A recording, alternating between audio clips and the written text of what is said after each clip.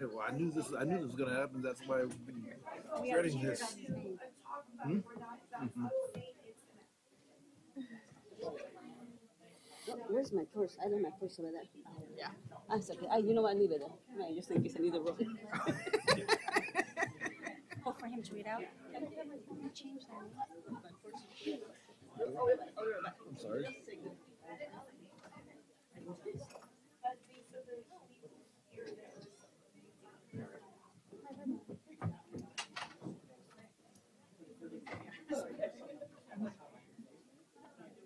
Okay. Oh.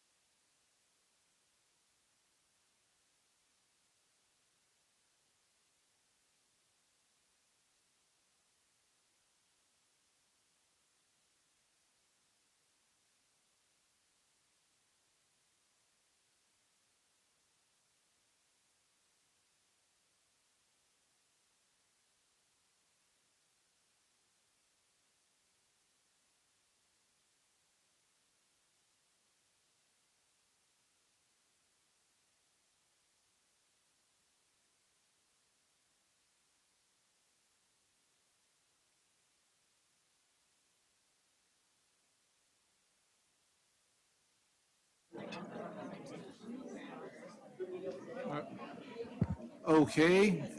Can everyone hear me? Okay. Clap once if you can hear my voice. Clap twice if you can hear my voice. Thank you. Um, I now call this meeting for the Robla Board of Education on Thursday, April 24th to order. Please stand and join me for the Pledge of Allegiance. I pledge allegiance to the flag of the United States of America and to the republic for which it stands, one nation, under God, indivisible, with liberty and justice for all. Okay, thank you. It's very rare that we have such a full boardroom, and normally I know that that is often a really good thing. I know that tonight there are some specific reasons why our boardroom is full, and I would just like to say we appreciate all of you coming, and we do want to hear from you. Please remember that this is a board meeting and that we do have to abide by certain rules and regulations and civility. So please be respectful and please keep conversations down. And yeah. Let the record show that all members of the board are present and accounted for with the exception of Trustee DeLuce. Let's see. Sorry, I haven't done this in a while. Report of action taken in closed session. There was no action taken in closed session. We have decided to amend the agenda, and we will be removing item 7J, which is a request for proposals for a recommendation for expanded learning providers. Is there a motion to approve the amended agenda? So moved. Second. It's moved in second. All those in favor say aye. Aye. Opposed? Abstentions? The agenda has been approved as amended. Can you explain what that means to the people? Sure. So we had some public comments on item J.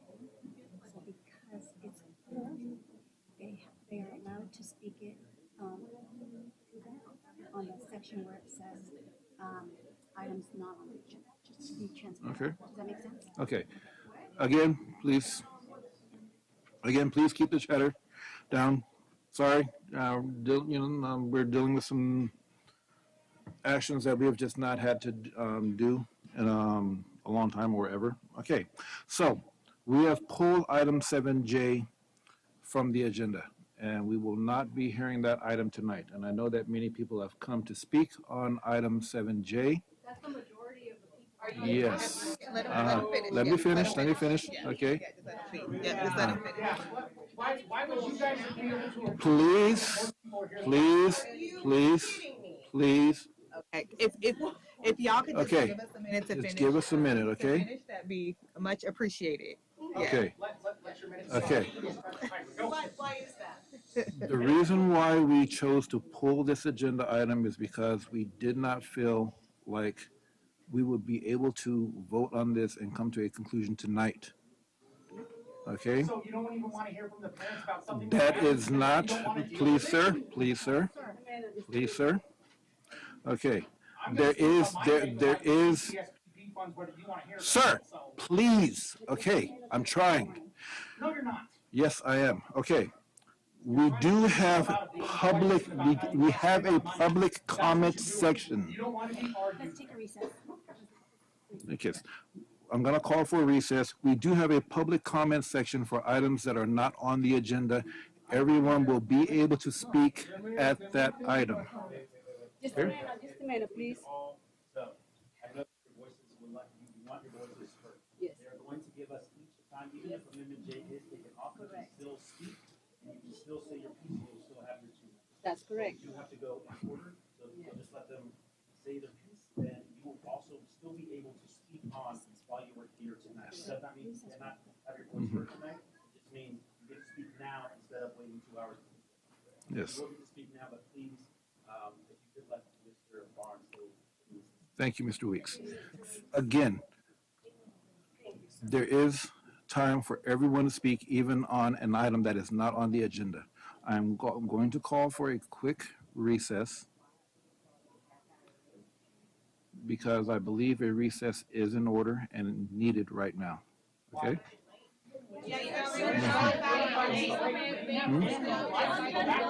Okay. I'm calling for a 5-minute recess. Okay.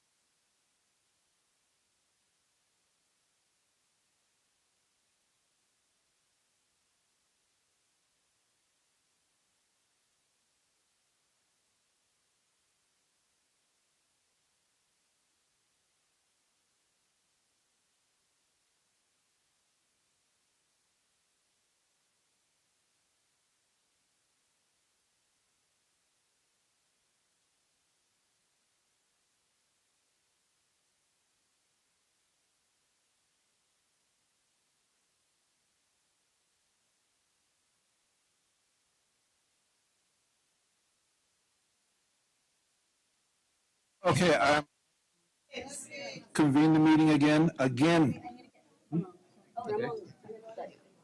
I'm about to convene the meeting again. We need civility in these meetings. Civility to you, us, just agreeing with you 100% and going home? But the kids are already Exactly. So suspended. stop going away like children and listen to me.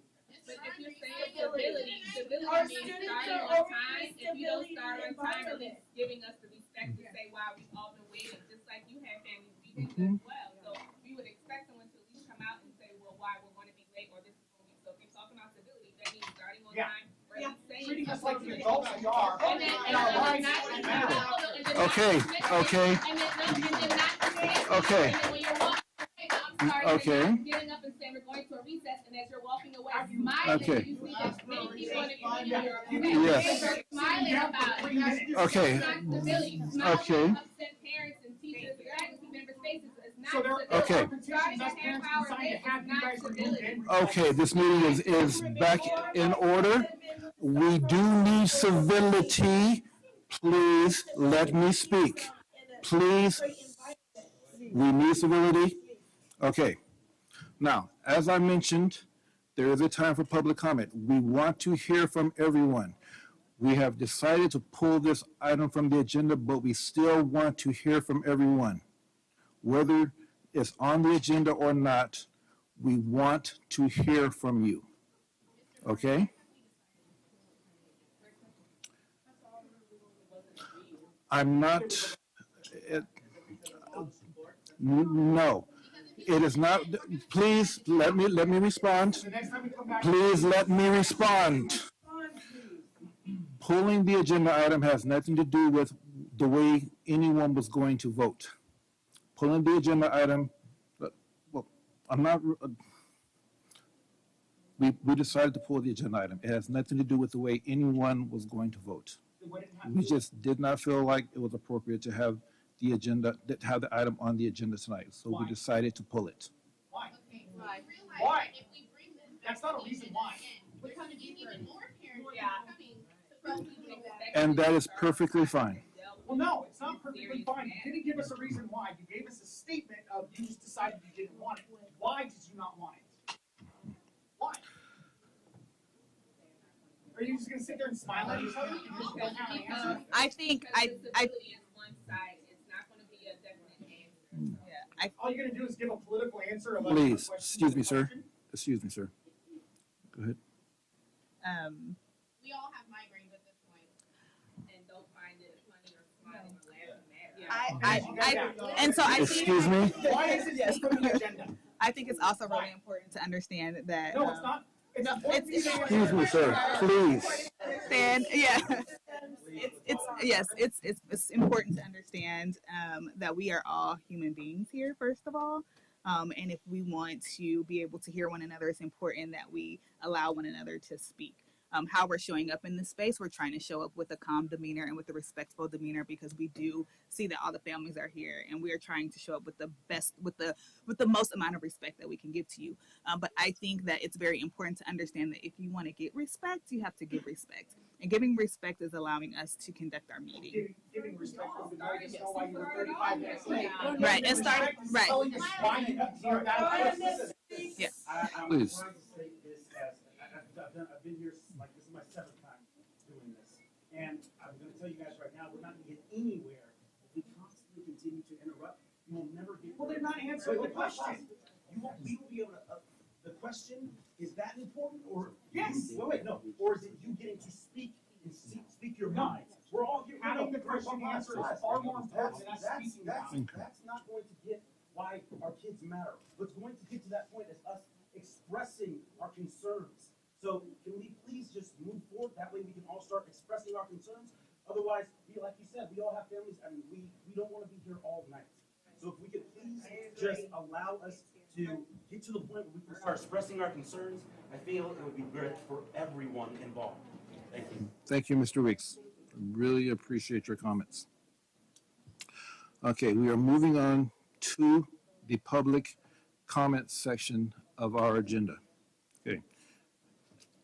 Members of the public may address the board of trustees regarding any agenda item during board consideration of that item. Please note that if you wish to address the board of trustees on any agenda item, you should do so when the specific time is called.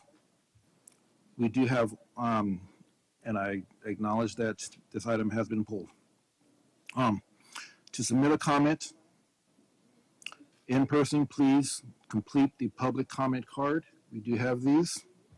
And you can also provide your feedback online via Assembly Gamut and the live chat feature on YouTube.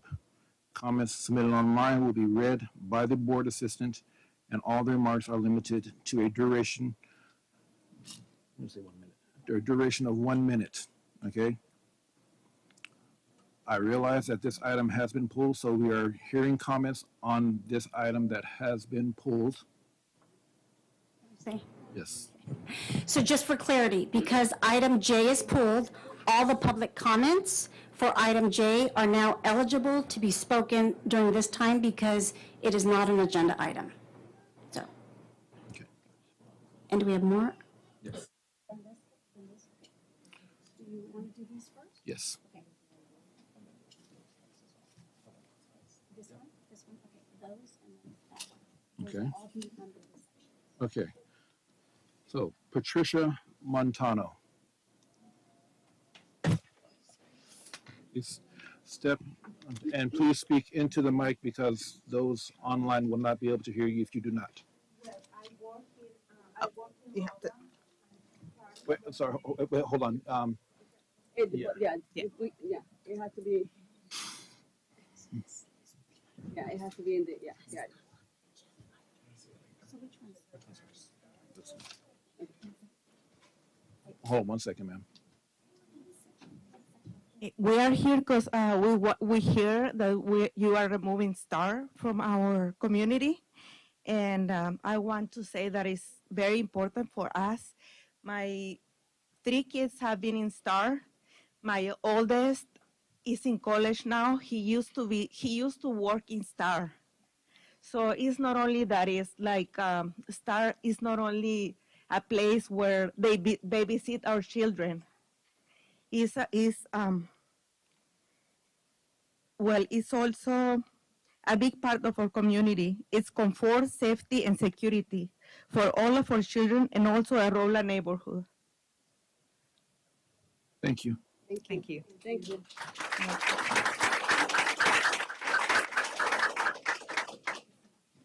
Joshua Weeks. You guys are killing me.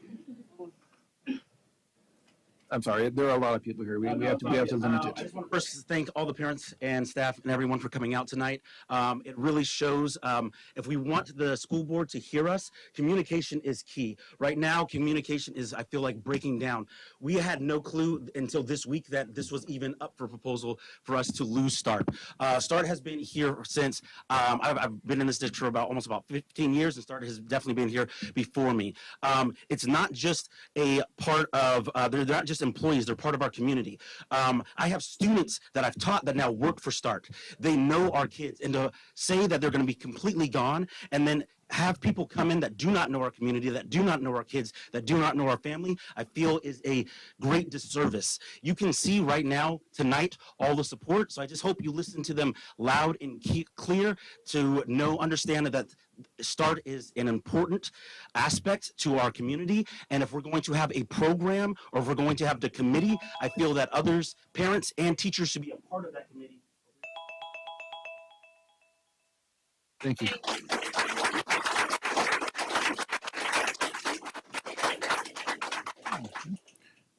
Desiree Miller.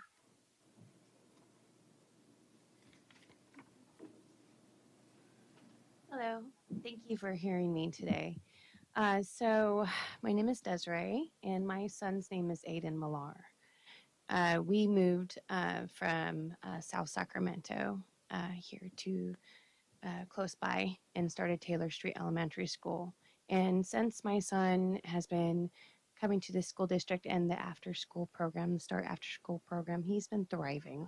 You know, he used to just be on his little Game Boy and he didn't want to do sports. He didn't want to play with other kids, none of that. you know, and he was in another after school program in his old school. Okay. But like, since he's been coming to the START program, he's a whole new kid. He enjoys soccer and volleyball and playing with other kids. And, you know, they've done an amazing job. Like, he was making catapults the other day. And, you know, I can really tell they really care about all of our kids, and they're doing an amazing job. You know, they really are.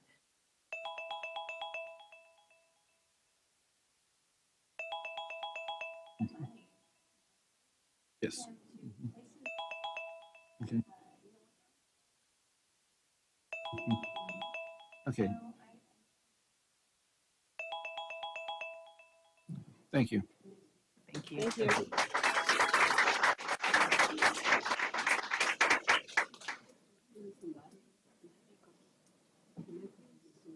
Can you help me out with this? Can you check the microphone again? It sounds like. Alicia Hafner?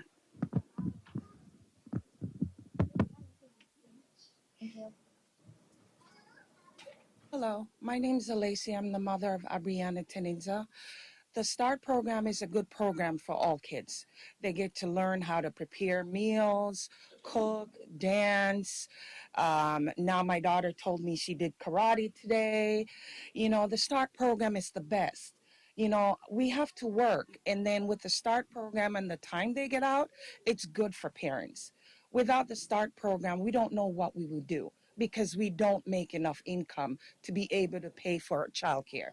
Without the START program, a lot of parents will suffer. They'll probably ending up have to lose their jobs and not go to work because they can't afford childcare. So I'm asking you guys, please keep the START program and don't ruin it for the kids and parents who cannot afford childcare. Thank you. Thank you.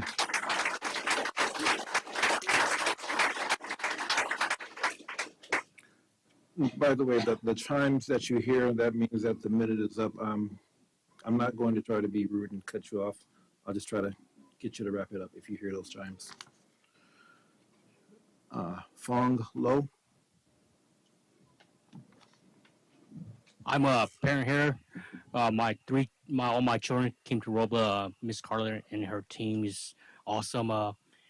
Cannot take START away. They've been helping my kids to be just civilized people. At home, they're more scared of Miss Carla and her staff. And so I just say, if the funding needs to go anywhere, they deserve a raise. That's all I gotta say for all the START staff.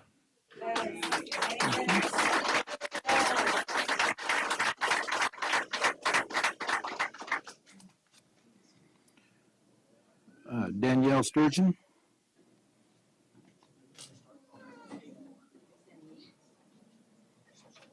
Good evening. Thank you for allowing us to be here tonight. I come today speaking as a vested stakeholder with the Robla School District for the past 8 years, working through the START program that has been here in this community for 20. We were told that our program does not align with the district's needs.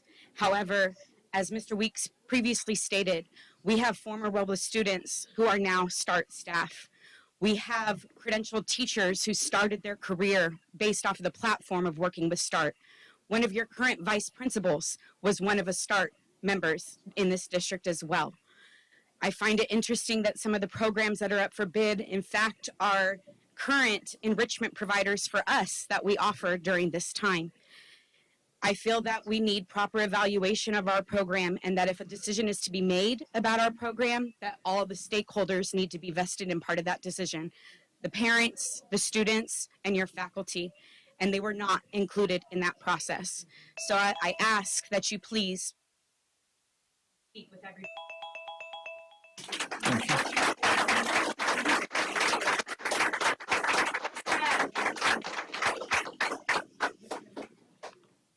And before we continue, I do want to acknowledge that I know that it is very difficult for some people to come and speak. So I do appreciate all of your input. Mr. Martin Ramirez.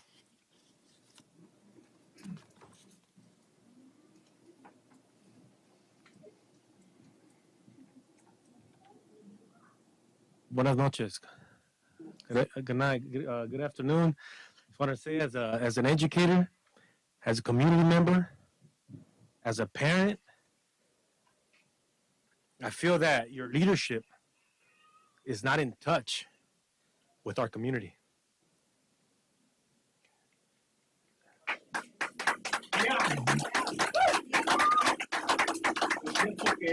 Y su liderazgo de ustedes no está conectado con nuestra comunidad. For your leadership to make this kind of decision without communicating with our community does not look good. So I really hope that you reflect on your leadership so we could actually go back on the track and keep programs like START. Because positive relationships.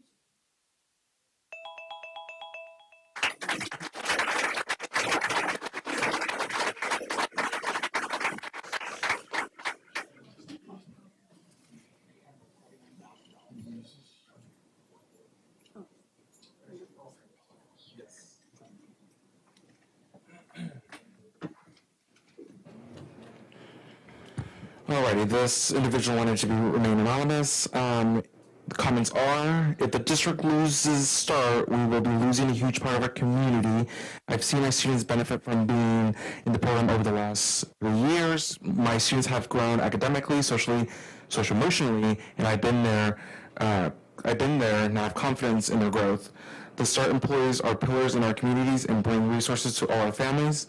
I know the whole school community would be heartbroken to lose START.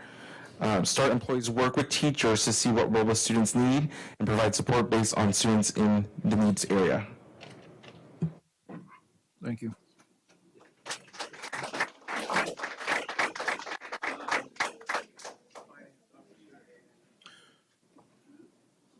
Is there a representative from the Glenwood Parent Teacher Club?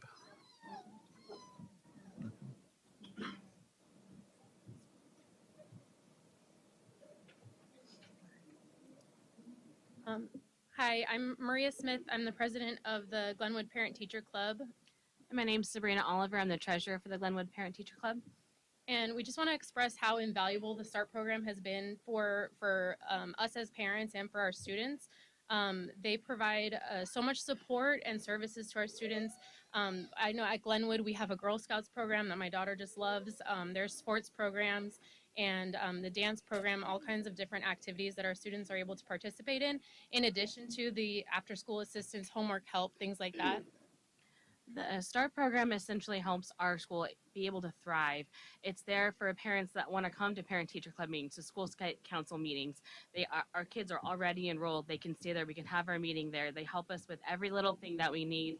In addition, they also help the school when there is every kind of after-school event. When there's our multicultural night like tonight, you know, they're out there, they're helping, they're adjusting, they're making what they can happen. So we just want to say that our school would not be the same.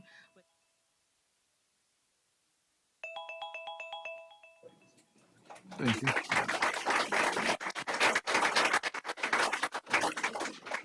We're getting down to the last few comments. Are there any others who want to give comment cards so we can put them in queue?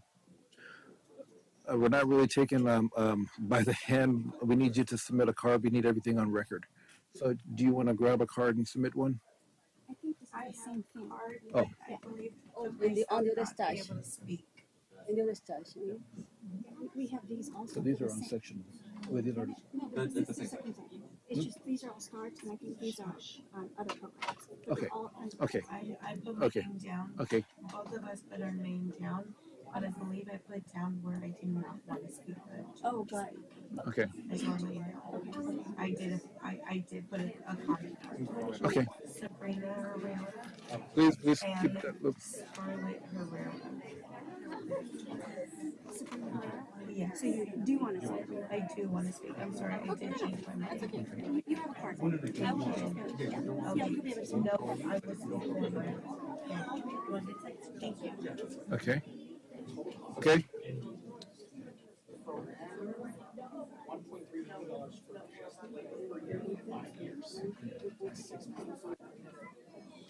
This is this one. Yes. Okay. Okay. Miss Brenda Flores. Please keep the chatter down. Miss Brenda Flores. Oh. You said Brenda? Brenda Flores.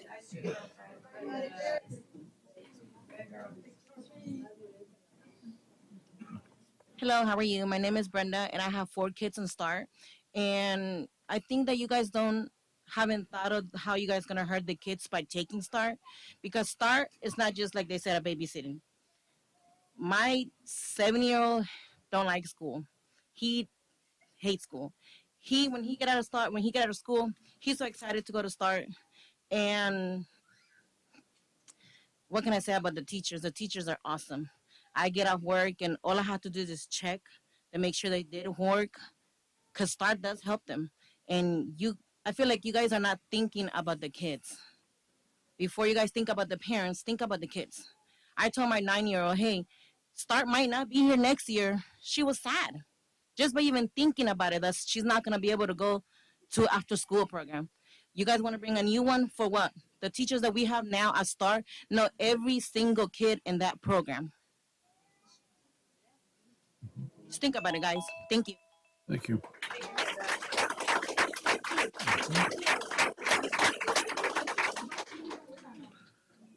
Mr. Will Bennett.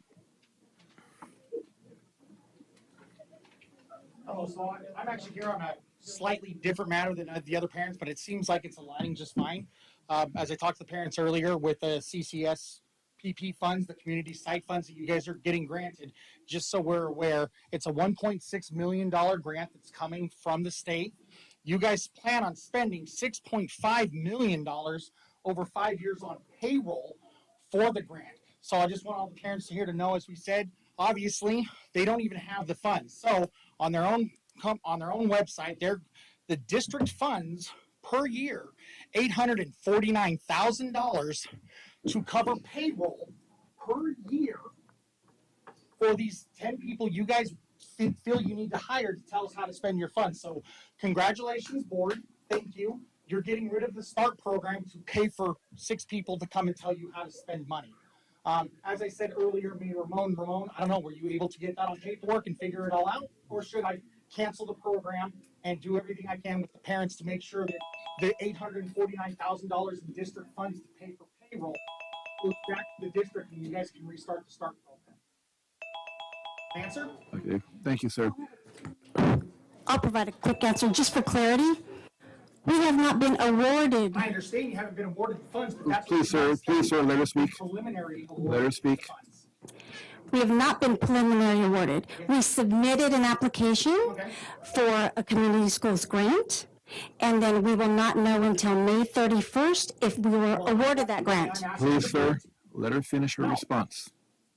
Sir? That's why I'm asking now is, you guys want to spend $849,000 a year according to your application if the funds get approved to pay for payroll, which means you had to cut the START program to pay for people Sir, for this program. let her finish her response. Your time is up. Let her finish her response. Unfortunately, that's inaccurate, and I do want to respect the time. That is an inaccurate response. Sir, your time is up. Funds, we have not been awarded the community school grant You funds. won't be if I have anything to do with it, and I do. Thank you. So just for clarity, we had submitted the community school grant fund for all 5 schools. We will not know until May 31st if we are awarded that grant. And if we are awarded that grant will be coming to the board for approval. And each site has a steering committee, right, that will oversee the community school grant at their site. And how much does that cost you the district? Sir. And just for clarity, that has nothing to do with the ACES or ELOP funds. Thank you. Okay. Juliana Vasquez.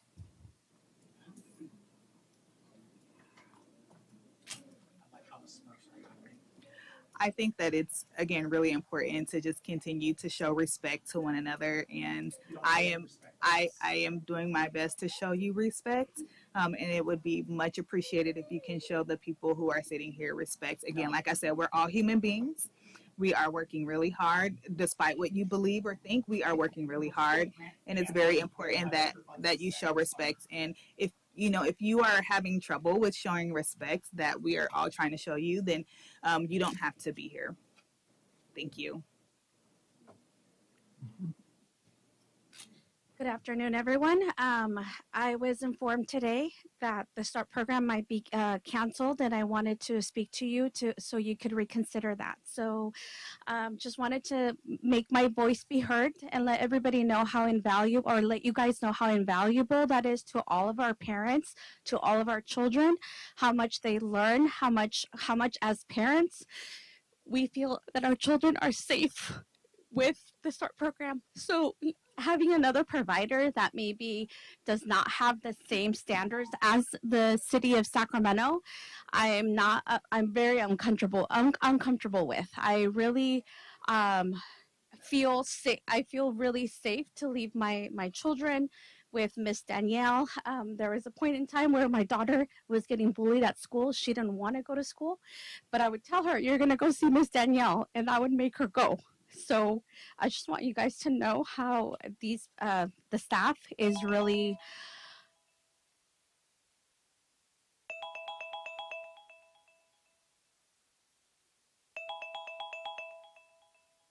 Thank you.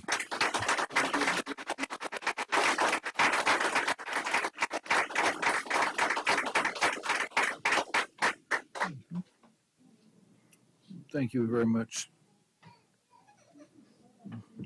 Josette Williams.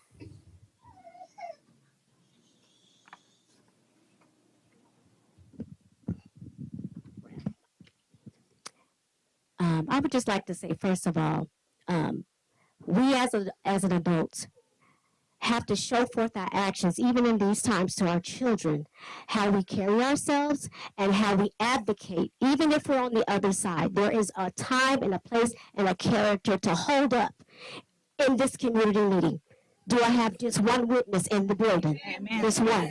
Okay. So on the behalf of the Roberts Development Center, we wanted to express our belief that it is a mistake that we weren't selected or won't be selected, and we were requesting that this decision be reversed. Our signatures are affixed below in the support of the Roberts Family Development Center's continuance as an expanded learning provider for the Robla schools. And I also would like to say that my children have been to the START program. My daughter is 20 years old.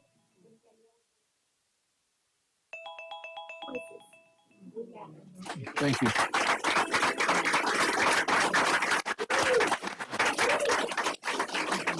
Thank you. I have the first name, Shayla. There is no last name. Thank you. So my name is Shayla Minra. I'm a recent transplant to the state, let alone the city, and I can't express how important the START program has been to both of my kids who thrive on stability. And as an educator, I also know that stability matters for not just the staff, faculty and staff, but also for kids. So when we were just given notice last week that the stability that my kids thrive on is potentially being cut with no reasons why, no survey, and we talk about decorum and we talk about respecting parents, part of that would have been giving us time notice in advance, giving us some type of survey or evidence as to why the after school program is being cut. Because last I checked, after school programs not only help students with social and emotional support, but it helps prepare them for the real world.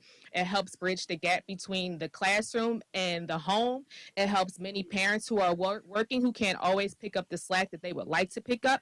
It helps students with their academic success because it also helps them with increasing test scores, reducing dropout rates,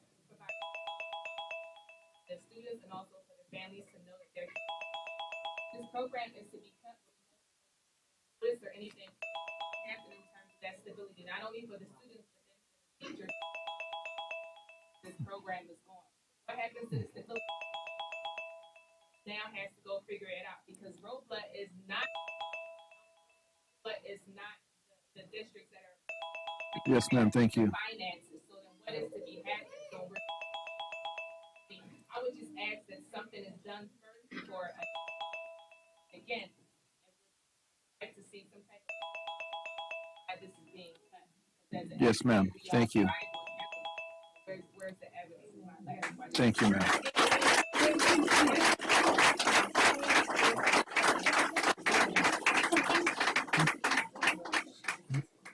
And thank you very much for speaking. I'm trying not to be rude. We're trying to keep these moving.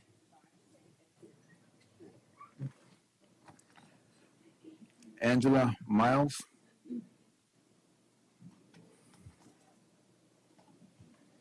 Hi, my kids have been in this district for like 20 years. I don't think you guys should cut the after school programs because like we rely on that. My kids really rely on that.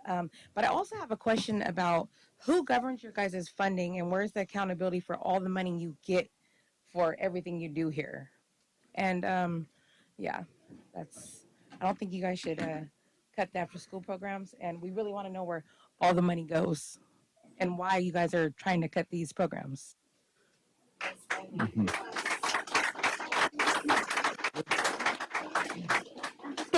I'm just going to make one quick comment. So just to provide some clarity, it's not going to answer all your questions, but there seems to be an assumption that we will not have an after-school program, right? So I want to be clear, that is not the case. That we are not eliminating after-school opportunities, right? So I know that doesn't address Roberts Family Development Center or the START program, but I want to make sure that parents and families are aware and the community aware we are not eliminating any after-school program. And then I'm just going to pause right now because I want to respect you as a public comment, and then I'll go more into detail regarding the process during my time. I have something to say. So you guys don't want to cut the program, but you guys want to bring new people that don't know. I can't see you. I can't see you. But ma'am, if you have a comment, please. Okay.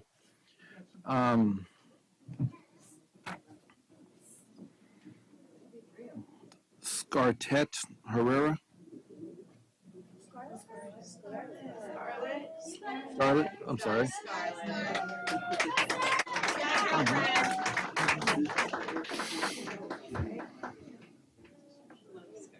Do you know what you say? What'd you say?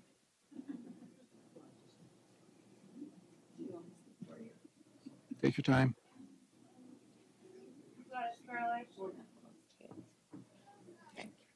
All right, I am Sabrina Herrera. I'm Scarlett Herrera's mother. My daughter has been with the school district for 7 years, but that's not also including my 17-year-old and 16-year-old who's also been with the school district since the age of 6th grade. I just also want to let you guys know that if you guys are not taking the START program away, what are you replacing that with? My child has been happy being as a dancer and now happy to be in karate and also has improved in her learning, and she is a very shy child.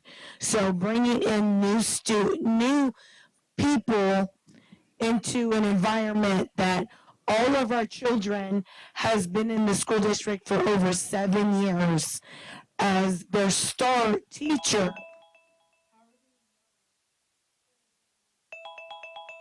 And comes when we're going through that moment, you can control their actions or feelings. Their time is needed. I can speak up for multiple parents that have trouble distance and also afraid to talk to not normal talking to. The change START program, were you changing the program Thank you, ma'am. Thank you. Mhm. Is that my box?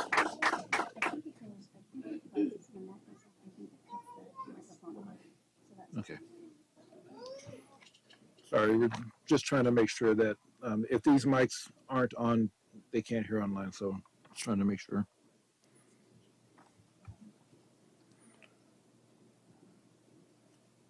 I'm sorry, I'm having a problem. Can you help me with that? Is it Sabrina? Sabrina already. That's me, Sabrina and Scarlett. Okay. Okay. Okay, that's Sabrina. Thank you. Yours, both, yes. Yeah, that's Sabrina. Christina Van Beek.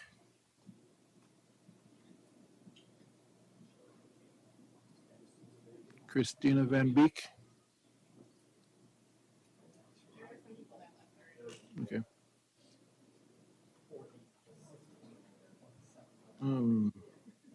I believe might be one that to be read.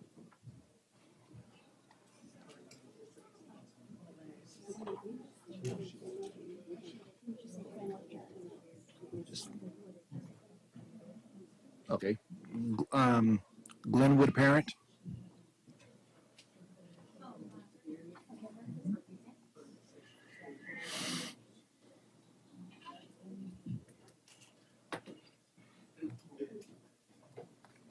Hi there, good evening. My name is Dr. Figueroa Ramirez. I'm an educator and I'm also a parent here at Glenwood. And I'm here as a strong advocate for our START program. I'm sorry, I did not prepare a speech. I literally had seconds to process this when I saw the text because I just was informed this morning that the program is at risk of not being offered this fall.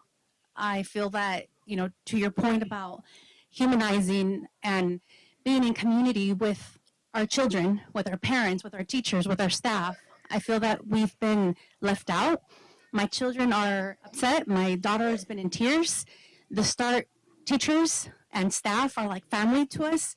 I know that we can reach out to all of you within a text away, and they're so connected with the school. They're so connected with the community and the region, really. We work closely with your staff that want to be teachers. We help prepare. I also work at Sac State, and so we advise your staff that come.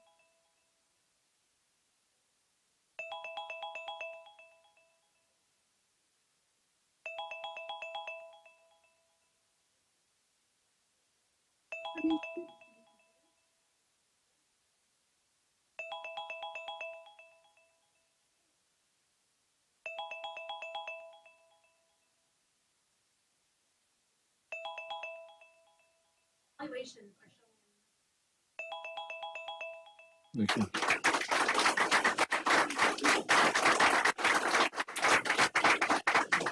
Do you want to check that mic? Oh, yeah. I'm sorry. Okay. Cochet Reed. Sorry, I didn't catch that.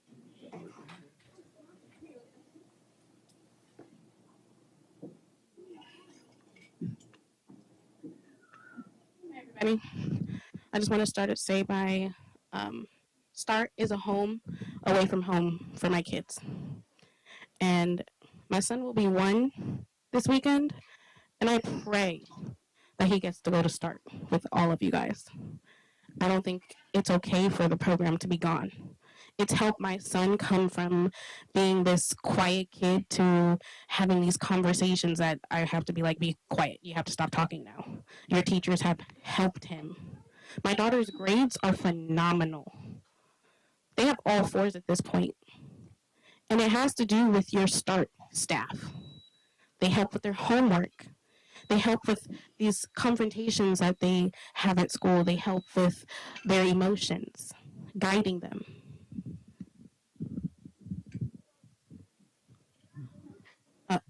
I'm going to stop talking now. Thank you.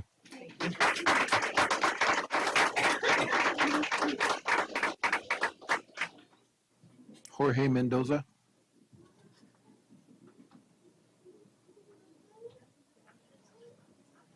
Good evening, Board of Education, Superintendent Chen. I'm just in awe to see everyone here today, and this is really addressed to the board, right? it's been for so long that this boardroom, I watch the meetings every day, every time there's a meeting, and usually there's the staff, the chiefs of the tribe, if you will, but it's a testament to the Board of Education how concerned their community is to see something like this happen. Each of you have the power in the voices of these people, and I see President Duluth isn't here, but I'm grateful that all of you are. I really invite each of you to consider one thing.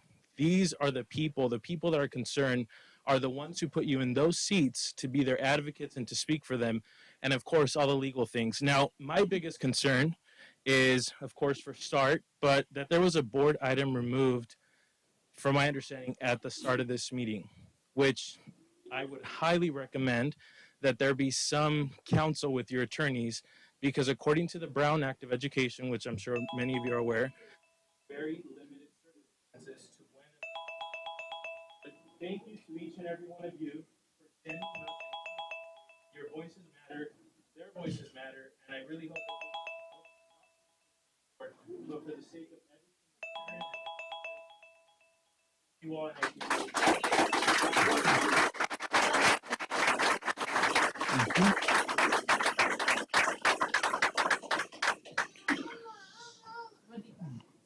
Kiwana Yale and Cameron McKelvey. So today I found out when I went to pick up my son that they were going to be removing Freedom School. The problem with that is that one of the reasons why we're in Robla District is because of Freedom School. The relationships that he has built with the community. We can be in a district that is performing better, but because of Roberts Development Center, my son has cultivated relationships, feels safe, and to think that I found out today, it's a disservice that you guys are serving us. I know you want to believe that you're making these good choices, but this doesn't feel that way. Our children deserve more. And shout out for START.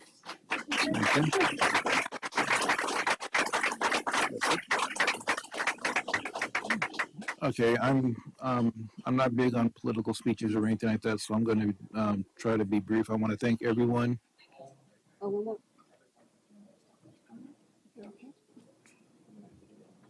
Okay, you'll have to wait a second for my remarks. Marta? Oh, Maria. Maria, I'm sorry.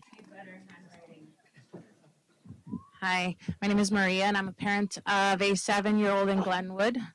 And every day he wakes up, and our teachers are great, but he wants to go to the after-school program to be in START. I don't want to hear replace. I want to hear that you're going to keep START. That is all I have to say.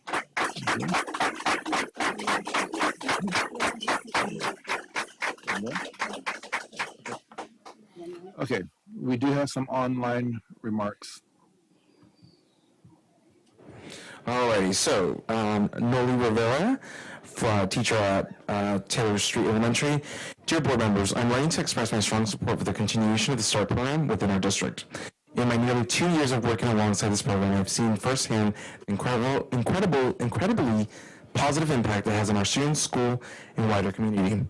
START is more than just an after-school program. It is a vital part of our students' lives. Many of our students attend START, and it has become a space where they feel supported, cared for, and connected. The program's site leader, Lily, has played an instrumental role in this.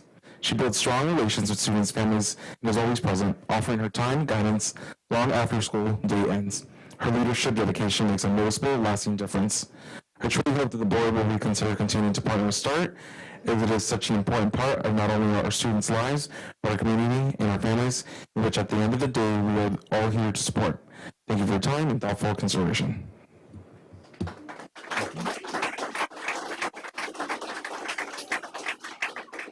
All right, so the following comments are from a live feed on YouTube, okay? So, as well, more time, meeting always started late. How will the board say they believe what they would not come with a conclusion if you guys haven't even tried to hear us out, and then you guys could conclude if you need more time to deliberate, ? Anonymous, how are educators at Robla supposed to feel motivated to continue working when we're throwing away hundreds of thousands of dollars to a documented scamming organization? As bidwell, now that wasn't appropriate. As bidwell, please give respect and answer why you would pull it from the agenda. We showed up. Why haven't you guys prepared to address this? As bidwell, well said, Mr. Weeks. Vanessa Hebner, well said, Ms. Danielle. We love the START program here at Glenwood, and it's fit every single need of our community. Ms. Hefner continues, definitely our school would not be the same without the START program here at Glenwood and Robla School District. Noelle Rojas, kids are the future. Why would this even be considered to be taken away? Absolutely heartbreaking. G3, please keep the START program. It benefits students and parents. START helps students with homework, teaching them cooking skills, social and communication skills among their peers. My kids love START. Anonymous stated the district will pay $300,000 for a shady summer school program that wants to cut START. Eileen, have you ever visited the START program? Have you ever talked to students and parents and staff? Anonymous, look at the people who showed up. I know you don't get any financial gain for START, but pay attention to how important START is to our families. Aren't you supposed to work with families? Anonymous continues, did the board ever even ask families if we wanted this change? START is an essential part of the Robla community, as you can see from the staff and families who were able to show up last minute. As per rule, we understand we're here to advocate START to stay. Another comment was said, I don't understand why the board would want to replace our current after-school programs. What is the point of that? It seems like there's shady business going on behind the scenes. Continues, I kindly urge you to continue to support the START after-school program. This initiative plays a vital role in helping my students remain active and engaged in continuous learning. The structure and resource START provides have proven to be both effective and rewarding for overall development. And Noah, the children who live in START love it, and glad enough to keep the program going. START has been such a supportive program for children and families. Please keep START. And finally, Lulu said, START is family.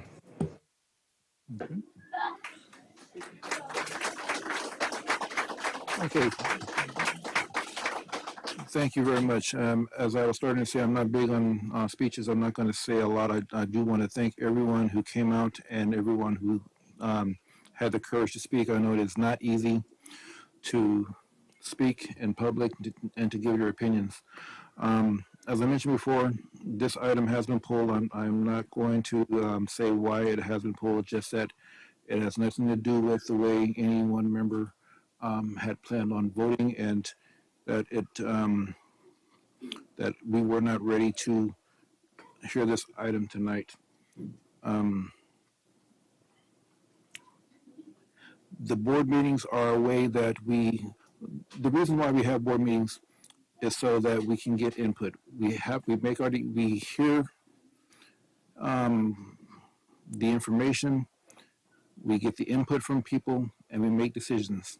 Okay, sorry. We hear the input and we make decisions. No decisions have been made yet. Okay, so I do want to stress, no decisions have been made.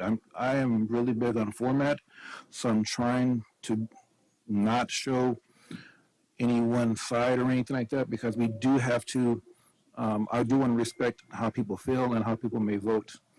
I just want to reiterate that no decision has been made, and the reason why we have these board meetings and the reason why they are in public is so that we can get input. And the fact that this has been pulled from tonight's agenda means that there will be other opportunities to give input and for us to hear input. Okay, so I do, and it will be public. So I do want to thank everyone for coming out, and I want to thank everyone for giving their input. And we did hear everyone, and all of your words are very important. So thank you. That being said, we do have a meeting to get to and other items to get to. So I will provide the opportunity for anyone to make an exit if they would like to at this time. If not, we're going to continue. Okay, I'm sorry. Hold on. The superintendent does want to make a comment. I need to follow the process. So just so you know, if you would like to stay, I'm just going to give a little bit of a history during my superintendent report. But I want to follow the process. Okay. So if people do want to make an exit right now, we'll pause for a minute or so. If not, we will continue.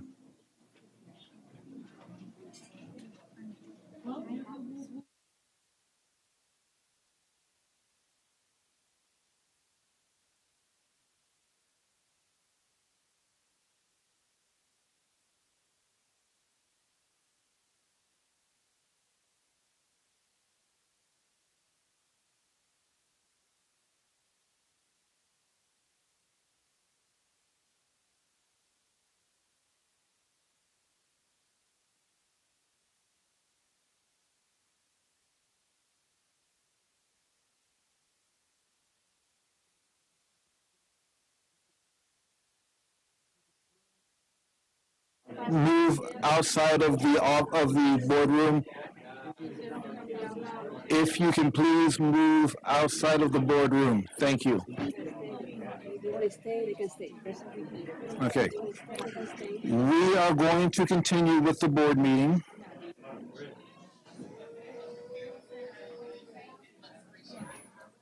I don't think we should have excused people collaborating. Yeah, I think so too. I need should be sending comments. Yeah, and I'm sorry. I do have to apologize to our superintendent. I probably should have given her the chance to comment before giving everyone a chance to leave. My apologies.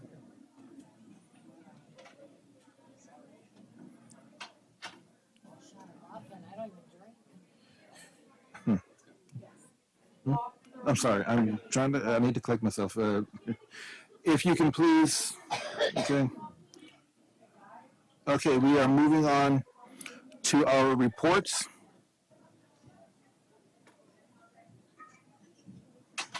Starting with the Robla Education Foundation.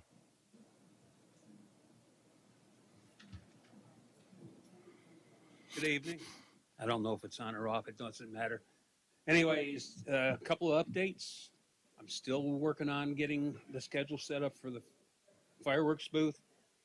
I will be setting up a meeting with you because I've had some suggestions made to me that to develop an electronic flyer so that the administrators can send it out on Parent Square. I've only got one of you signed up. I'm going to be out of town. I didn't give you permission to leave town. And I know Ken's going to see. The other thing of note is that today I went around, I collected the book orders for the Terrific 10 students, and that order's already been sent out. So I'm pretty much caught up with the exception of getting every slot on the fireworks schedule filled. And PTC groups would be, this is going to be a good opportunity for a fundraiser for the different parent groups at the different school sites. And I also need a right-hand person. She knows who I'm talking to because she was so valuable to me last year. So, thank you. Thank you. Robla Teachers Association.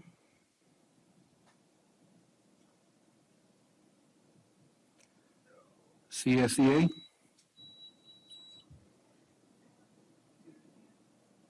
Oh, I turned up the... Superintendent's report. And again, I apologize for... That's okay. Thank you. Thank you for those that are still here and for those that are still online. I think it's important that I provide some clarity regarding the process. Again, while this may not answer your questions regarding START or Roberts, I think it's really important that everyone understands what the situation was. So I just have bullets and I'm just going to read it. So for several years, the city of Sacramento has been awarded the ACES contract to support Robla students.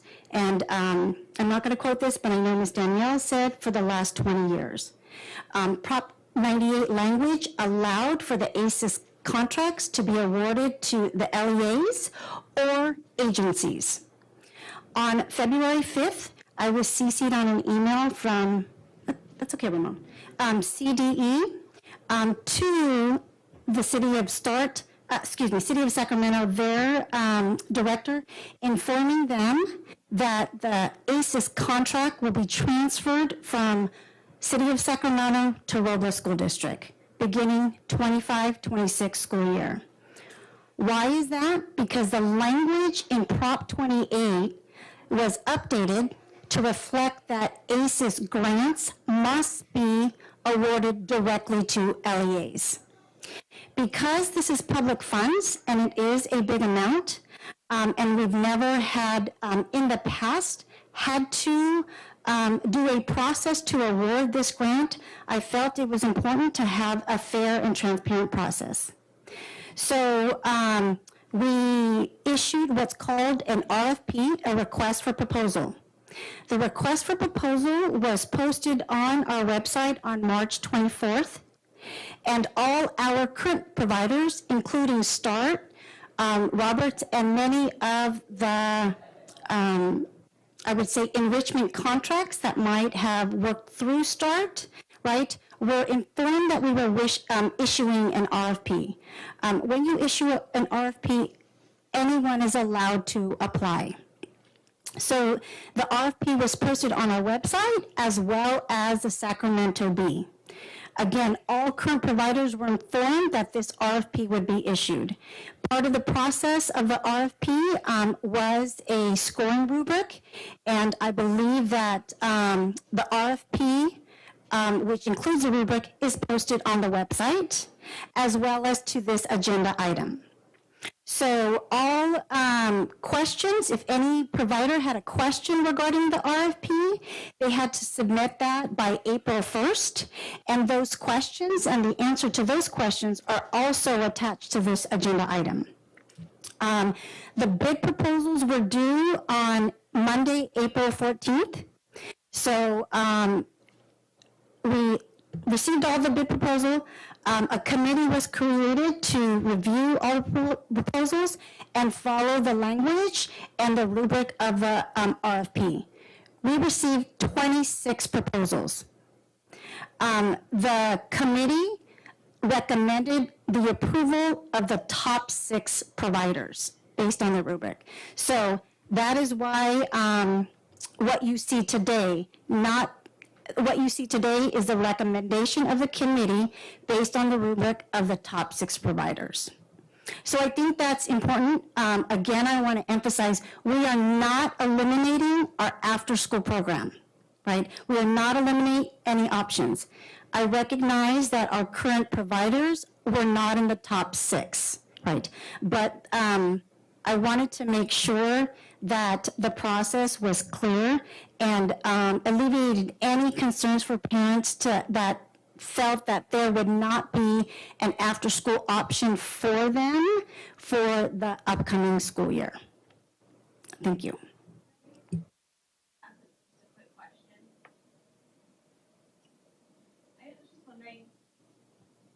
Even like in reference just for the future, like how is that committee selected and who's on that committee?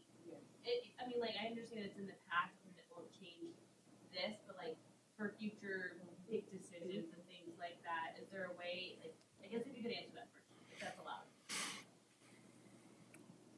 Well, I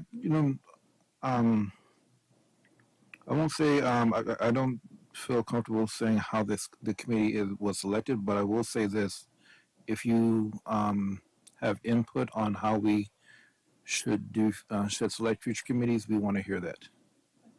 Okay. How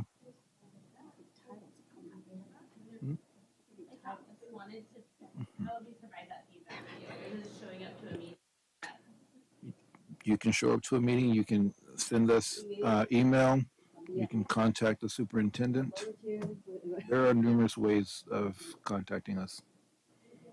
Mr. Weeks. Sorry, can I just express the importance of the communication, because just saying it's just posted online and if it's not trickled down and the communication is not there, and we're not checking to make sure we have this communication, this is when we get into things like this. I really feel that constantly it is a communication breakdown. The fact that I'm a teacher of this district and I just found out about it is not a good sign. I really feel that it's the communication breakdown, because we just post it, but we don't talk about staff meeting, or it's not talked about it as a future board agenda for the information, because I didn't even know what RFP meant. So the fact that I'm an educator and I don't know that, I feel it's very important that communication, it really needs to be improved upon, because if we just say we're posting it, that's not going to fix our situation for the future. And we all know we want the best for our kids, so just if we could please work on that communication, I think it'll help a lot. Okay, thank you for your input. We don't. Sure. Yeah. We don't normally receive public comment like this, and they can't hear you online. So if you know if you're going to make a comment, I would ask that you come up into the mic. Okay. Yes. So I'm going to give the titles of the individuals on the committee, right? It's very easy. We're a small district, so our chief of technology was on the committee. Our director of curriculum and instruction or curriculum and assessment was on the committee. Our director of state and federal programs and EL program. Our executive director, executive assistant to the superintendent, and an assistant principal.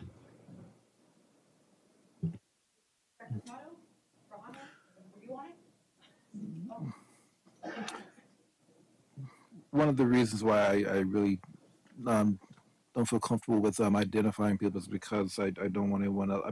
We're here. We're easily spotted. I don't want anyone else to be feel like they're targeted. I have a question. So I understand that you had a committee. Why were there no parents on this committee? The community, where was that at? It's our children that are going to these programs. We're bringing you guys to be in these positions, and you didn't think about the people who put you in your spots? Am I missing something? Do you guys, like, parents have to be heard as well? If you're going to have a committee, you need to have community members. A committee, not community, but you understand. Okay. Thank you. Thank you. Yeah, I know. Yeah. Sorry.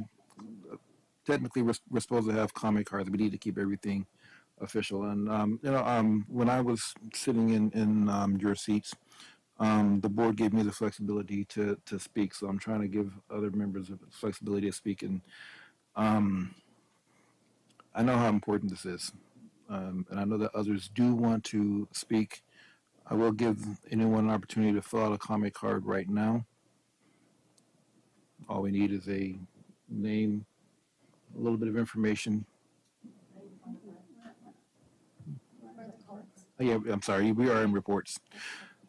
We are in reports, but I do want to give some flexibility. This is such a charged item. Go ahead, ma'am. Grab your comment card. My question with that is, Can you please? because Can you you're please grab saying the comment that card? This board was put together to make put together proposals that affect the community, but there was no one on from the community in this group. Then how what's the term? It's like, so how do we know that this is really what the decision that was made for the community is for the community if there's no one from the community in this? How do we know that the decision that you made isn't skewed in some way, and more so in the way that negatively impacts the community if there's no one on this committee that is actively being represented from the community, whether it's a parent or a teacher? But I notice it's the higher ups and there's no one from the community. And then my other question is, if these programs that are on the chopping block weren't in the top 6, so then why are they still being offered as potential summer programs? Because I'm just now finding out that Freedom School is up for not being considered, but I was just told to go ahead and fill out an application. Just like you were saying, I send my kids to Freedom School online in Philadelphia because that's where that stability in that relationship is. So then now to be told, oh, well, you applied out here, but it's not going to happen. Then what is the purpose? What is the purpose of having these things that give parents hopes up for something that's not going to happen? And then my other question or concern is, you're talking about communication. You can send an email and follow people get back to you. That's not the case here. And it's shocking because this is such a small district, because I've sent out information regarding other issues like racism in this school district, and I haven't heard any follow-up yet. I've heard follow-up from the principal that the school in which these issues are happening, he's been very communicative, but from the district, I've heard zilch. And so Okay. it's like for that, and with that being a big issue and the ball being dropped there, how am I not to know that? Just say, oh, send this email, the information is posted, and I'm on the website frequently. But Okay. again, there's nothing like you were saying about communication. Again, just saying it's posted, unless it's being actively pushed out in the community. And how are we supposed to know these actions or these committees or what have you are there? Okay. Unless you have a relationship with the principal Okay. or teachers. Okay, thank you, ma'am. Can you please, we do need to keep that record of this. Okay. Are you good? Okay. One more. Didn't we have one more person who wanted to speak? One more. We do have one more. Arcella Mouse. So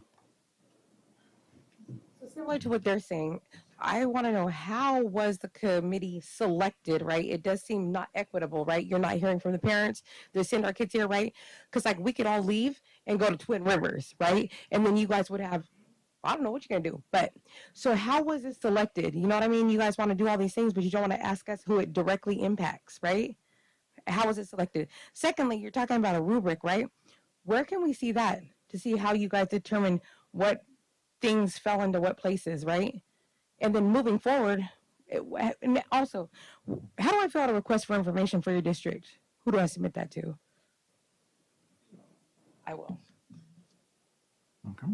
And just for clarity, the rubric is online. It's attached to the RFP on the website as well as this agenda item. Thank you. Yes. Okay, moving on. And again, I know that this was a very charged item. When I was in your seat, the board gave me flexibility to ask questions and to make comments. I do want to extend that when we can.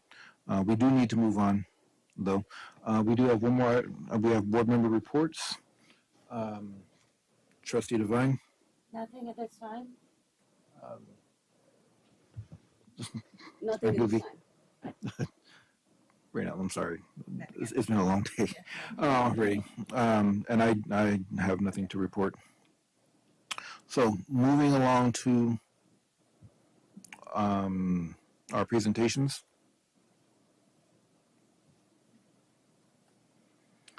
Our first presentation, K2, the 25-26 K2 screening for risk of reading difficulties, and which is Senate Bill 114.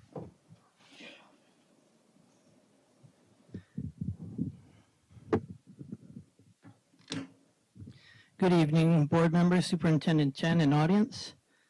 I'm Mario Penman, the Director of Curriculum and Assessment.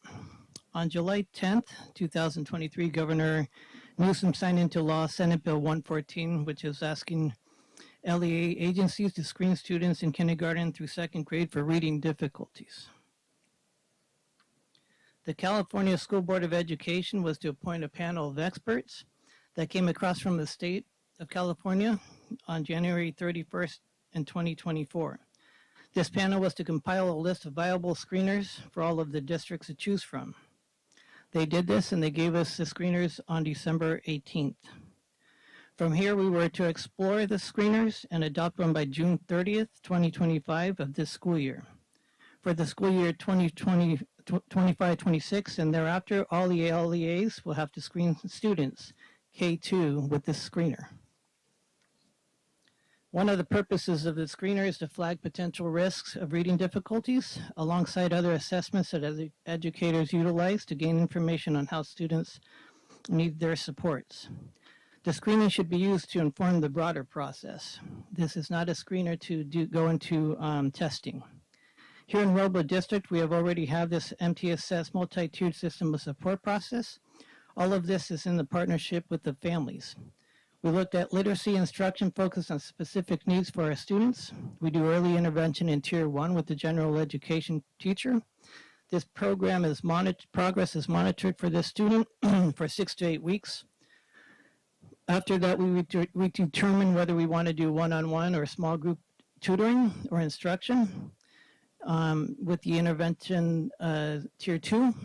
And then we further evaluate and do a diagnostic assessment if needed. I created a committee with the director, PLSTs. Oops, let me go back.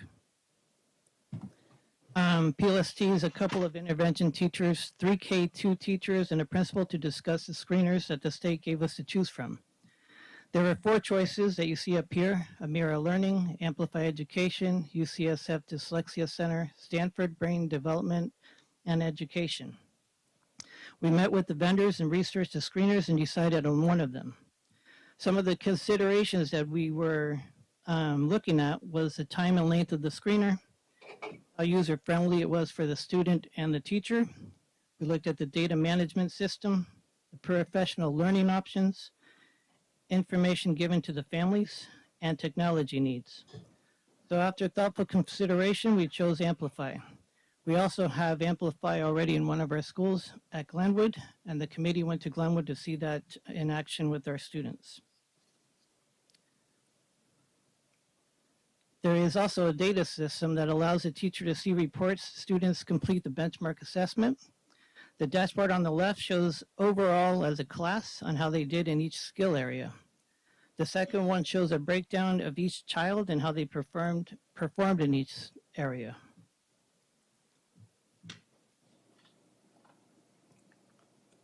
The system automatically groups the students based on results. Teachers can see that each group is associated with one main skill that they need to work on for each of those students. That way the teachers can target their specific areas of needs in small group instructions throughout their school day.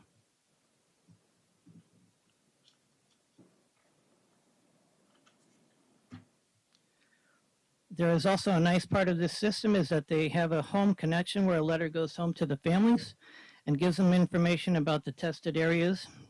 There are directions on the letter that give parents specific ways to help their children in foundational skills. So overall, the committee was very pleased with this screener.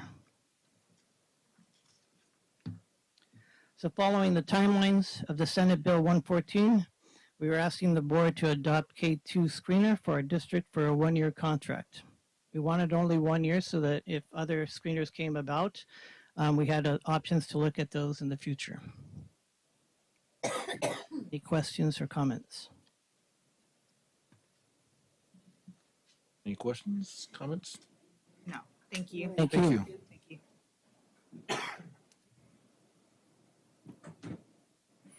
Okay. Charter School, 2024-25 Charter School Update, Marconi Learning Academy.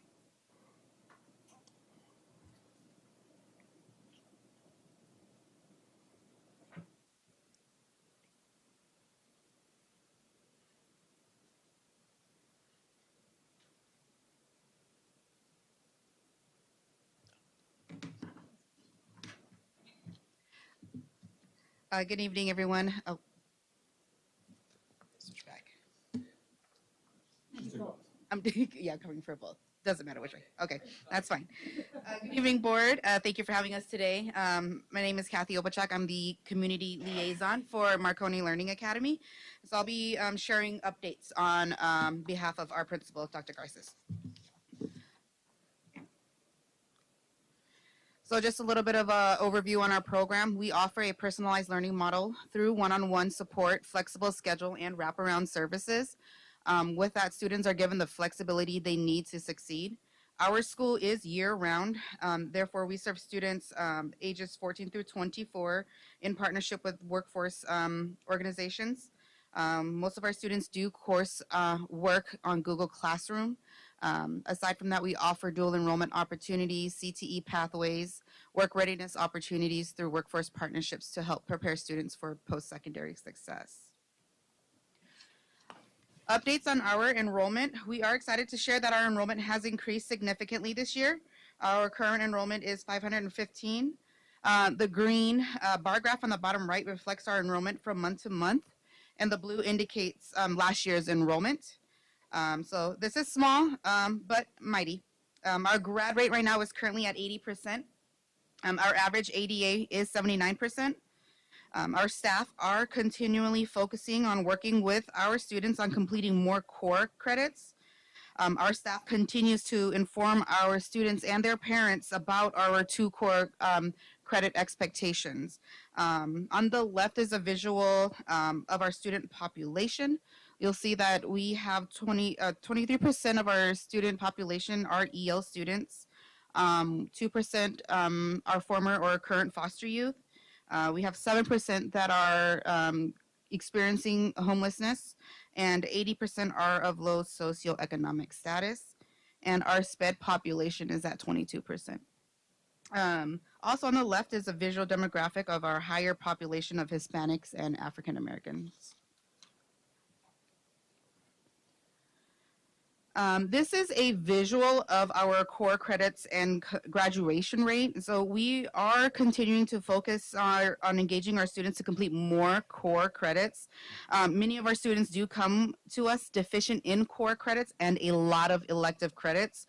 So it's important that our students increase our core credit completion. So that's why we changed the expectation this year to make sure that they focus more on core. Our core credit completion is 1.89, which is an increase compared to this time last year. And though we still have a ways to go, we're happy to see this increase. In regards to the graduation rate, we have had so far 26 students graduated in the winter graduation ceremony, and we anticipate more students for our spring graduation. In regards to academics, we currently have 40 staff. We are hiring additional staff as enrollment continues to increase. We're currently seeking a SPED teacher and an English teacher. In regards to the NWA spring testing, we just started that testing. We typically test our students twice a year, one in the fall and one in the spring. Our fall student reading growth was 49% and our math growth was 51%. For LPAC testing, we have 90% of students that have tested so far. Of course, we don't have results for that just yet because we are still kind of in the testing phase. For our CASP and CAS testing, 92% of our students have completed the test. In regards to also academics, we've partnered with the Sacramento Cultural and Linguistics Center. We have partnered with them to provide an additional ESL intervention class for our increasing EL students and students that are new to the country. So we're excited about this partnership. And then we have also partnered with School of Rock, which is an enrichment program for our students at the request of our students. So they wanted more enrichment programs. And so we're excited about that partnership as well. A couple of school events. We recently had a community resource fair that was open to the community where we provided resources to family and had organizations present there. So here's a couple of pictures from our family night that we do host quarterly and our parent advisory committee. With every ELAC presentation, we try to do something engaging and then also award ceremonies for our students as well. We're excited to have prom this year, which is actually going to be tomorrow. It's open to all grades, so we're really excited for that. And the only expectations we required of our students is that they meet the minimum core expectation. Other upcoming field trips are going to be the Camp for Life field trip. We completed our college field trip, and then, of course, our next big event is going to be graduation, which is May 31st. We continue. Let's see here. So that's a couple more of our field trips that we've had. And this is where we have partnered with to host our graduation. So we continue to identify ways to engage our students in both academic and non-academic activities to increase academic progress, retention, and engagement. So that concludes my presentation for Marconi Learning Academy. I'll now be doing a presentation update, I guess an update for Paseo Grande, which is an online Elevate online school. I have a quick question. Is the Marconi Learning Center a hybrid program, or is it all in person? It's hybrid. So Marconi Learning Academy, we require students to be on campus at minimum 2 days a week, and the rest they are working independently online. Mhm. Are there any questions regarding Marconi before we move on? Other questions? Comments? Okay. Let me officially call Paseo Grande. Go ahead. All right, thank you. All right, so I am speaking in place of Lindsay Reese and Jenna Unis, the school principal. They apologize, they could not stay for the entirety of the event. But here, this first slide here depicts their mission and vision and SLOs. They have adopted the acronym GRIT, which is Growth, Mindset, Resilience, Independence, and Transformation. This slide overviews our current program. While our school delivers 100% online instruction, we do an in-person graduation twice a year, and that's in the wintertime and the springtime. So the curriculum that they use to teach their students is Strong Mind. Right now they have 6 credentialed teachers, 2 SPED case managers, a community liaison, and a school counselor and 2 tutors on their staff. So in regards to demographics, you'll see that 65% of their students are ages 15 to 18 years old, and 21% of the students are in the grades 6 through 8. 16% of the population is special ed students, 12% are multilingual learners, and 65% are socioeconomically disadvantaged.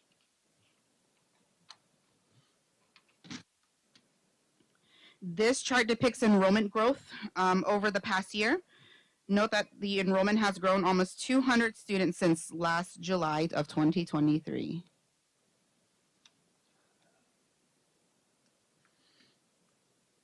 As far as the LCAP goals progress, they have increased in Lexile and quantile scores. We have increased in credit completion. We have increased graduation rate. So as you can see, from 2022 to 2023, they had 10 graduates, and then in 24, 25, so far it's 33 graduates. And so that does not include, of course, the spring graduates that are soon to be completed here. For LCAP Goal 2, we have increased in the CCI indicator from 4 to 6%. We have increased A through G grads as well, and we have increased our CAS proficiency and also have maintained a 95% participation rate. For Goal 3, student retention, we have a retention rate of 99%. We are increasing in attendance rate and synchronous instruction rate, and then we have few discipline issues with 0% suspension and expulsions. For Goal 4, we have increased in PAC and ELAC engagement and have high annual survey participation, and we have a strong safety, connectedness, and engagement scores.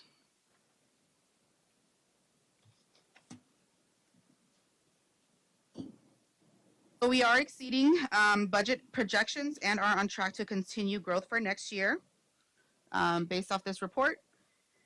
And with that, thank you on behalf of the Area Superintendent, Reese, and Principal Unis. I will now end this presentation. Thank you. Thank you. Thank you. Are there any questions, comments? Can I make a comment? I just want to, Actually, what kind of CTE programs do you guys offer at Marconi? Marconi Learning Academy? Yes. Okay, yeah, so the CTE programs, we currently have, Chase, if you can help me out here. For the dual enrollment, we have child development. We are working on finalizing a clinical site with Synergy. We're hoping to, once we find a clinical site, we'll be offering a CNA program for our students as well. Am I missing any? No. I did? Yeah. Oh, yay. I just wanted that on the record in case there's Yeah. any parents Mhm. watching and they wanted to know what would be available after they leave the Robla elementary school. Yes, definitely. Yes, so thank you for I just want to thank you for coming and presenting. I know just for the audience here and online, it might be wondering, well, why are two charter schools that really support secondary presenting to us? Right, presenting to us. So I want to thank you. Years ago, Robla School District authorized Marconi and Paseo Grande.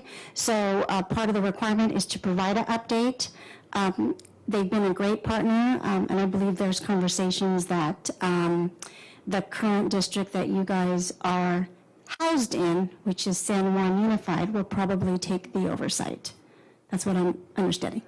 Yes, so I want to thank you, but just to provide some clarity why we have two charter schools authorized by us that are not really supporting elementary school students. So I know when you had said your enrollment increase, Mr. Castillo was like, what, are you taking our students? And recognize that both programs really support the secondary students. Thank you. Thank you. Thank you. Item D, first reading revised policies and regulations. Is that you? Hmm? Oh. Oh, okay. Some reason, sorry, it's under presentation. Okay. Moving on. To the consent agenda. Is there a motion to approve the consent agenda? So moved. Second. A motion and second. All those in favor say aye. Aye. Oppose? Abstain? Motion carries unanimously. Moving on to action items. Item A, Section 7, Item A, approve the service agreement with Marzano Resources for the development of the district's instructional model. Is there a motion to approve? So moved. Second. Been motioned and seconded. Any comment? Good evening once again.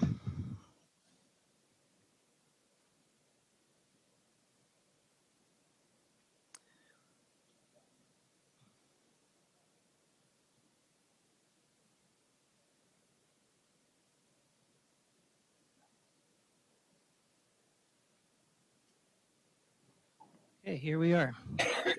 Before I get into the instructional model piece, I kind of want to give some kudos to teachers and principals and our amazing PLSTs for the work they have embarked on last year with the peer observations that we've done.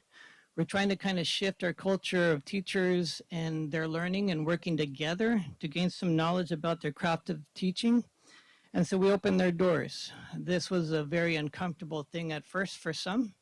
It's anxiety filled when people come visit you and watch you in your classroom, and there's some kind of sense of stress, of course.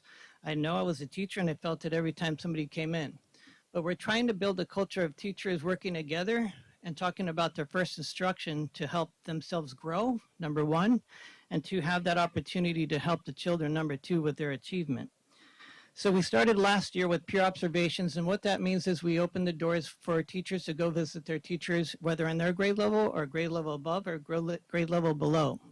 The point of this was to choose some specific area. We did this with Bell Avenue and Taylor Street schools last school year. They had 2 rounds of visits where they would work with the colleague. They would talk about the strategies and structures of their lessons they were going to work on. They would be allowed to go visit. PLCs would release them to go visit their colleagues. They'd watch a 50-minute lesson from the beginning to the end. They also had an opportunity to debrief and talk about that lesson with their colleagues. This is the first time in Robla's history that we've kind of done this. The teachers embraced it. Some teachers said, hey, can I do more of this? Can I visit other teachers in other schools or other teachers at my school site? And we said, of course, you just need to talk to a PLST. So that occurred. That was one of our outcomes that we really, really liked. This is obviously going to take time for that comfortability to sink in, but we feel that if we continue this work and have good, robust conversations about our instructions in our classrooms, that'll be beneficial to everyone.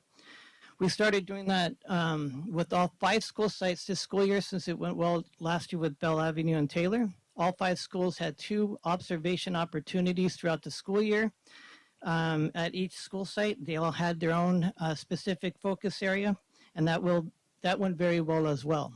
Of course, it was stressful at the beginning, but they're learning to know that this is not evaluative. This is just for their learning and their growth, and they're having really good conversations about their first instruction. What we did also notice was an outcome of not everybody was on the same page. Some people were talking about strategies that they wanted to utilize, and some teachers were talking about other strategies that they wanted to utilize, and also the structure of the lessons could be different. That is never good for a system, and that's where the instructional model piece comes into play. The instructional model is a framework and a foundation for Tier 1 instruction. It brings coherence, as I stated last time, where everybody knows this model from K all the way through 6.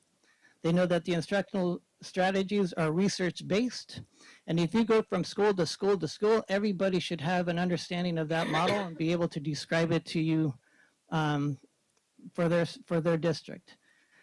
We also had an opportunity to have growth goals from this instructional model. We have an opportunity for them to choose areas like engagement, direct instruction, or assessment during their lessons, and have growth models goals for that. This can be embedded into our peer observations, which we plan on doing next school year. The Marzano design areas, are also aligned to the California State Teacher Profession Standards. This is a very important piece because the teachers are supposed to be working on the CSTPs over here on the left. The Marzano instructional model gives you all of the techniques and skills of research-based instructional strategies to help you be successful with those CSTPs. That is also important because the district is moving, possibly with the union, to put CSTPs as an evaluation process, which makes a lot of sense for teachers. So this Marzano model will support the evaluative system at the end of the day and also help in peer observations. You allowed us to meet with Dr. McGee, which I really appreciated. She was from the Marzano Resources. We had a training with her on March 17th. She did an amazing job with an overview and purpose of an instructional model. She gave us the structure of Marzano's model and all of its components, which is a lot. She talked to us about an implementation process for the district, and we discussed elements which we would want to proceed with for 25-26. When we were done with the training, we gave her an evaluation, and as you can take a look in every area up there, she has 4.9, 4.8, 5, 4.9, 4.9. That is out of 5. We had about 25 people in this committee that was being trained by her. Everybody was completely engaged with her and her training. She was very informative, witty, organized, and thorough.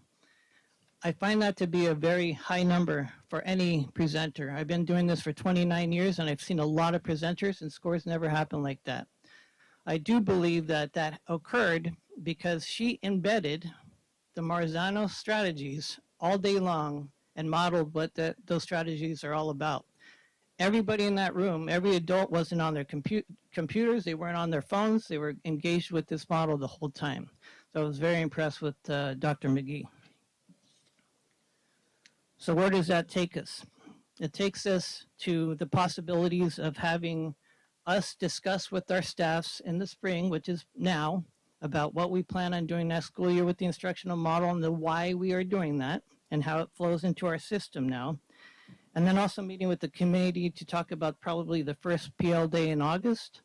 We hope to do one in November and one in March. And of course, with any good initiative, you're going to need a couple of years to get this going. So we're probably looking into the following year of 26 and 27.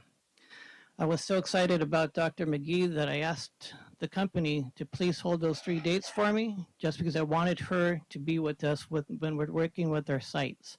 So hopefully we go in that direction, because I feel this is a very fruitful endeavor for our instructional side and supporting our teachers, and more importantly, those students in their seats. That's all I have. Thank you. Questions? Comments? Okay. Thank you. We'll go a vote. All those in favor say aye. Aye. Aye. Opposed? Abstentions? Motion carries unanimously. Item 7B, the disposal of surplus property. Is there a motion to approve? So moved. Second. A motion and second. Any comment? This is, we need a board approval to dispose of any equipment, and this is mainly because we are replacing a lot of the furniture of preschool and also the main avenue for the new facilities. We given the permission. We will try to sell this equipment online, and if we cannot sell, then we could dispose and get rid of it. Thank you. All those in favor say aye. Aye. Opposed? Abstentions? Motion carries unanimously. Item 7C, professional consulting services agreement with Caldwell Flores Winters, Inc. for state aid services. Is there a motion to approve? So moved. Is there a second? Second. It's a motion and a second. Any comments? Yeah, this is a contract that we have with CFW for getting revenue to the district for facilities for applying. And in summary is they get like 2% of we don't have a facilities department, but they fulfill as applications with a state, and they have been very successful. So we want to continue in the future with them. Thank you. All those in favor? I'm sorry. Any other questions? All those in favor say aye. Aye. Opposed? Abstentions? Motion carries unanimously. Item 7D, Facilities Project Management Services Agreement with the Helen Institute. Is there a motion to approve? So moved. Second. A motion and a second. Any comment? Yeah, so our district, we have currently several projects that we need to get into the finish line, including change structures, playgrounds, and fields. And we need some help to help in managing that. CFW is no longer with us managing these projects. So it's a temporary contract. It's from now to the end of August, just to help us finish those projects. I want to say that the district did a RFQ to have a facilities management. We received 10, and we're doing a review process on Monday.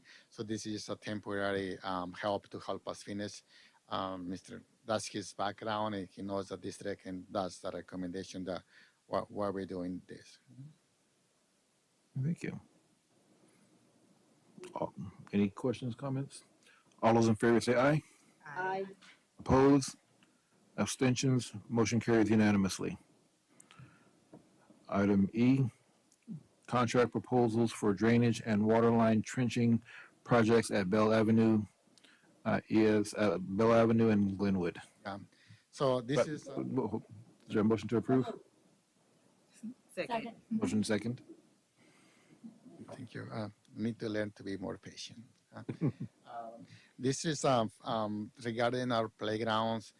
I just want to give you an example. Something when you start construction, we find, for instance, at Glenwood, underneath the playground, the current playground, there was some pipe and drainage that we just never expect that. The area used to belong to the city of Sacramento, and they give us the area, and something that we find out. So this is unexpected, truly unexpected, and as well as in Bell Avenue where we needed more drainage, so we could our playgrounds are ready to be used. All those in favor say aye. Aye. Opposed? Abstentions? Motion carries unanimously. Item F, agreement for change order number 3 to Clark Sullivan Construction for the Bell Avenue new preschool and transitional kindergarten classrooms construction project. Is there a motion to approve? So moved. Second. A motion and second. Any comment? So this will be the last change order, the next one for our preschool, our 4 classrooms, our preschool Bell Avenue. there were some additional work that would need to get us to finish, and that's is for a total of that will bring us to the total of 2.593 million for the total project. Thank you. All those in favor say aye. Aye. Opposed? Abstentions? Motion carries unanimously. Item G, agreement for deductive change order number 4 to Clark Sullivan Construction for Bell Avenue new preschool and transitional kindergarten classrooms construction project. Is there a motion to approve? So moved. Second. Motion and second. So this is we're getting the money back, the last portion, and so that in order to close that, that's what this amount is. Thank you. All those in favor say aye. Aye. Opposed? Abstentions? Motion carries unanimously.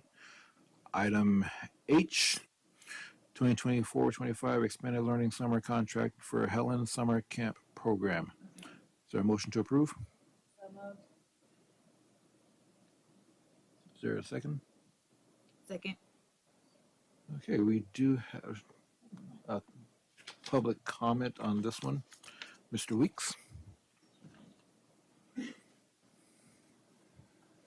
Yes, hello again. The reason why I wanted to speak tonight is because the last time I spoke, once again, I've been up here many times speaking out against this program, and I wish that he was. I wish the person who ran the program was here. Also, wish Mr. Luce was here because we talked about communication and talking about that we would check up on the situation. It's been quite a bit of time, and I've heard zero, nothing, zilch about anything. And the only thing that I've heard or seen is that now we're promoting a summer school program for $300,000 to work with this program that constantly has had red flags and things pop up that have not shown it in its best light. But right now, it seems that even though it looks like it's not going to be permitted for next year, it seems that it's proposed for a $300,000 contract. So what I just want to say is, when I visit an after-school program that we've had it in the past, the things that I expect is engaged learning. I expect to see bright eyes that are solving problems, that are collaborating, that they're doing real science, mathematics, they're reading. But instead, when I visit these programs and I visit his programs, I see that they're learning not through who is presenting, but they're just looking at their phones. They're flipping through. He has a self-published book that he wants to use for his curriculum, and if I don't know if you guys have seen the breakdown, but I don't understand why his book and his breakdown, he needs $15,000 for his curriculum, $45,000 to oversee it. The breakdown for his staff members, if it's 4 hours a day, is about $68 an hour for young people just watching students on their phones. If it's 8 hours, that means it's $34 that he's just watching students on their phones, while I've already presented multiple times with individuals not watching our students, them not being safe, people sleeping on the job, and I have photo evidence. I've addressed this, I've talked about this, but it's surprising that this is being brought up even as an option. It is a frustration because I've been up here many, many, many times. Now, we are students of our students' time. We use taxpayers' dollars. We use ELOP to fund these. And investigating six figures in an unaccredited program with no independent evaluations and measurable outcome is a gamble for our children that we just can't afford. Worse still is the contract overlooks proven low-cost options that we have done in the past that we can still do today. Every dollar we spend must translate into critical thinking, real-world problem solving, and joy in exploration. Our students deserve a summer experience that makes them builders, thinkers, and collaborators, not acronyms, pages of pages upon a self-published book that seems that is full for greed to get them money, not for our students. I am upset to see that I've never seen an individual handed so many cookie jars. I cannot believe that the Helen program is now stated to do construction as well as summer program, as well as, I don't understand how a summer program can cost $300,000, but a year-long program can cost $242,000. That does not make any sense. So I feel that I ask that we stand with our children tonight. I want for us to champion transparency, accountability, and have programs that will truly inspire our students. That's what I ask. Let's invest in our students' future, not in empty promises, statements, or something that's on a flyer that is not done. Thank you guys for your time. Thank you for all your work like you always do. And once again, I appreciate you all. Thank you. Any other comments?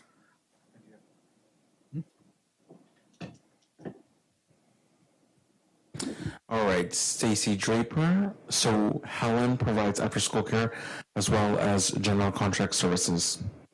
End of comment. Okay. Any other comments? All those in favor say aye. Oppose? Nay. Nay. Motion fails.